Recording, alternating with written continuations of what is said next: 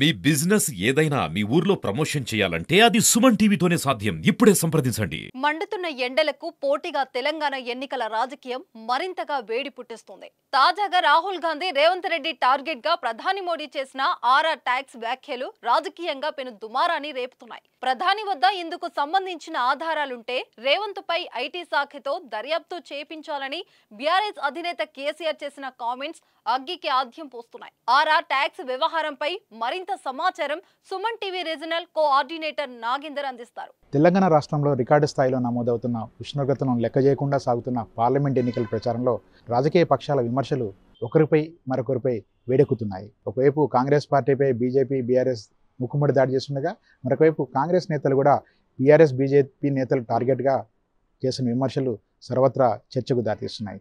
తాజాగా ప్రధాని మోడీ కాంగ్రెస్ పార్టీని లక్ష్యంగా చేసుకుంటూ చేస్తున్న తీవ్ర విమర్శలు మాత్రం ఇప్పుడు తెలంగాణ రాజకీయాల్లో కలకలం సృష్టిస్తున్నాయి. కాంగ్రెస్ పార్టీ తెలంగాణలో అధికారంగా వచ్చిన తర్వాత పారిశ్రామికవేత్తలు, బిల్డర్లను, ఇతర వ్యాపార వర్గాలను టార్గెట్ చేస్తూ విధిస్తున్న ఆర్ఆర్ ట్యాక్స్పై ప్రధాని చేసిన వ్యాఖ్యలు ఇప్పుడు సంచలనం సృష్టిస్తున్నాయి.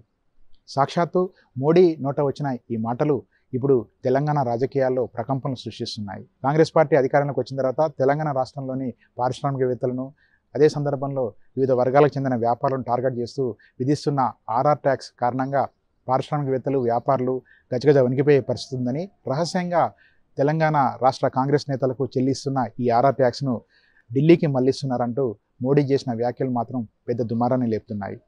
ఈ వ్యాఖ్యలకు ఊతం పలుకుతూ తాజాగా భద్రాద్రి కొత్తగూడెం జిల్లాలో నిర్వహించిన రోడ్ షోలో బీఆర్ఎస్ అధినేత కేసీఆర్ కూడా మరి రేవంత్ రెడ్డి ఆర్ఆర్ ట్యాక్స్ విధిస్తుంటే మోడీ ఏం చేస్తున్నారంటూ చేసిన ప్రశ్నల వర్షం కూడా ఇప్పుడు చర్చకు దారిస్తూ ఉంది. ప్రధాని మోడీ చేతిలో ఐటీ, ఈడీ ఉన్నందున ఆర్ఆర్ ట్యాక్స్ విధిస్తున్న రాష్ట్ర ప్రభుత్వంపై విచారణ జరపాలంటూ కేసీఆర్ చేసిన సవాల్ ఇప్పుడు మరింత వేడెక్కిచ్చే పరిస్థితి కనిపిస్తూ ఉంది. ఒకవైపు రాష్ట్రంలో కాంగ్రెస్ పార్టీ హవాను నిరోధించడానికి ఇప్పటికే ఢిల్లీ పోలీసులు నకిలీ వీడియోల ఉదంతంలో తనకు నోటీసులు జారీ చేశారని, తాజాగా ఈ అంశంపై మరింత విస్తృత ప్రచారం చేసేందుకే ఈ వ్యవహారాన్ని తీసుకొస్తున్నారని కూడా రేవంత్ రెడ్డి ఆరోపిస్తున్నారు.